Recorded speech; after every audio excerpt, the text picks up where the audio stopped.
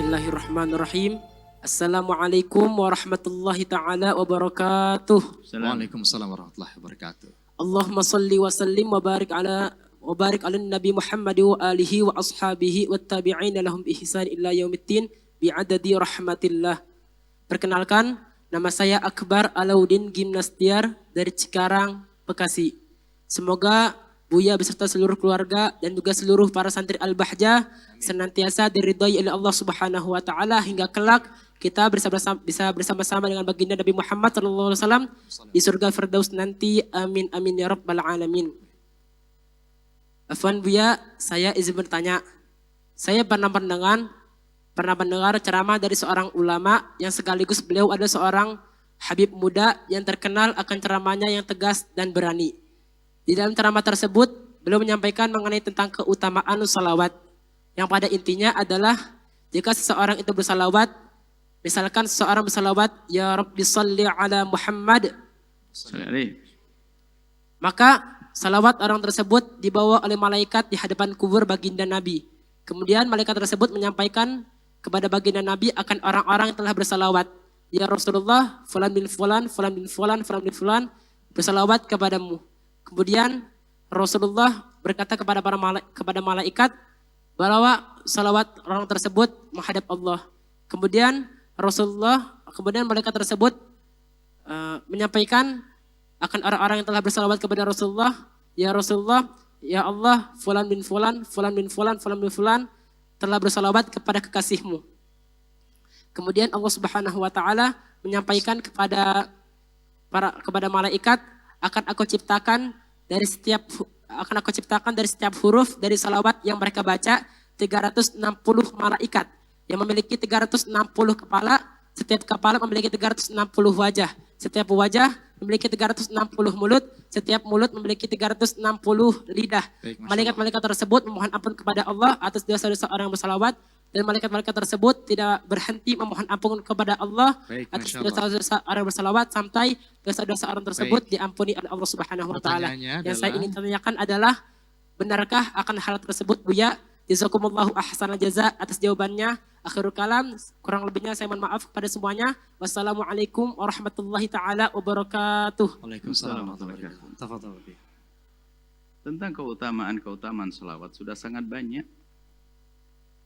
Sudah sangat cukup kalau seandainya kita mendengar man shalla alayya marratan sallallahu alaihi biha asyra.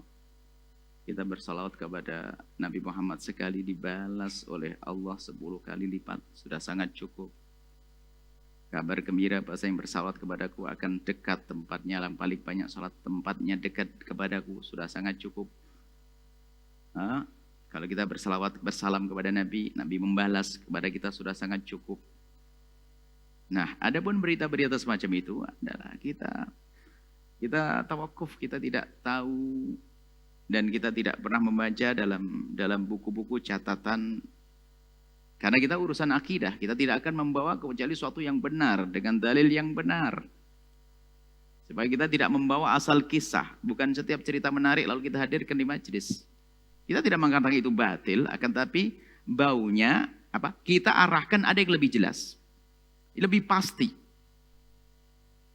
Jadi kadang orang mana ada kisah fadhail amal tentang keutamaan amal, kadang ada tambahan riwayat-riwayat yang tidak ada dari Nabi SAW untuk memotivasi orang. Nggak perlu kita dengan riwayat yang tidak benar. Cuman kita tidak bisa mengatakan seperti apa riwayat itu.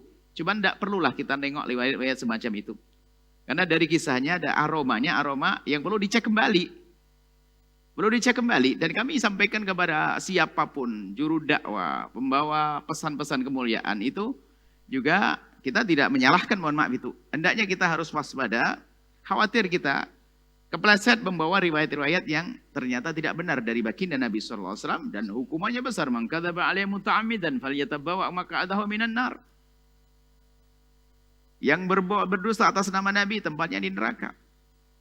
Maka kita waspada yang demikian itu. Jadi baca saja riwayat tentang sholawat Nabi yang lainnya sudah sangat cukup. Untuk yang seperti itu kita tawakuf kita akan tanyakan kepada ahlinya. Cuman kita bisa membaca aromanya, baunya hadis semacam itu perlu dicek kembali dengan serius. Dan setelah itu kita jujur di saat mengeceknya. Bukan hanya karena kitab itu ditulis oleh guru saya, ayah saya, bukan. Sebab kebenaran urusan dengan Nabi jangan main-main. Biarpun untuk membela Nabi, kalau dengan cara yang tidak benar, berdusta, Nabi juga marah. Dulu ada orang pecinta Al-Quran. Sangat mencinta Al-Quran. Lalu melihat orang pada berpaling dalam Al-Quran. Membuat hadis palsu tentang Al-Quran sebanyak-banyaknya. Tapi tetap dimurkai, gak benar semacam itu. Jadi tolong kepada siapapun kalau ingin menghadirkan adalah riwayat-riwayat yang pasti yang tidak akan terjadi khilaf di dalamnya. Adapun itu wallah alam, saya tawakuf kalau nanti ternyata kalau mau hadis sahih kita hadirkan pada majelis selanjutnya. Yang jelas daripada aroma cerita. Jadi para muhaditsin menyebutkan ada hadis itu aromanya bisa dicium dari maknanya. Yang lafadznya itu menunjukkan kalau itu adalah perlu dicek kembali. Hadis yang mengatakan langsung enggak ada asalnya. Atau hadis itu maudhu atau apa. Dari aromanya.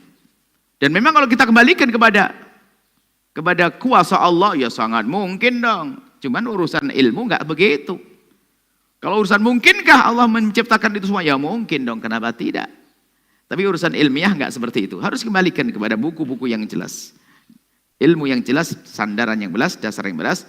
Karena itu akan disampaikan kepada orang. Jangan sampai kita gembar-gembarkan satu riwayat, ternyata di situ adalah riwayat yang tidak benar, malah kita dosa kepada baginda Nabi SAW. Baik, seperti itu.